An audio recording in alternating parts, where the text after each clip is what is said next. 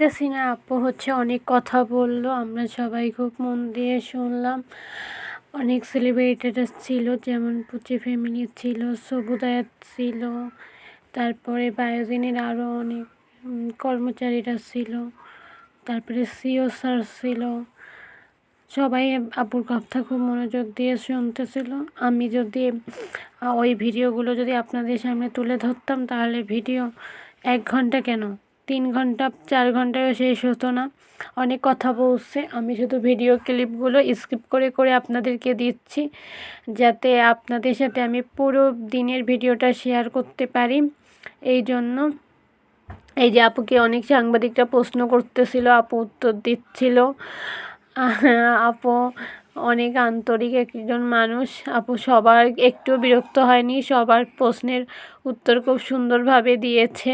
আপু আপু যেখানে বসেছিল সেখানে খেয়াল করছিলাম আমি, কোনো ফ্যান ছিল না।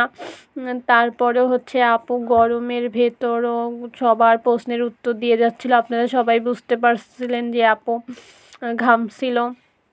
আর আপু কিন্তু একটুও বিরক্ত হয়নি, হাসি মুখে সর্বদা সব প্রশ্নের উত্তর দিয়ে গিয়েছে।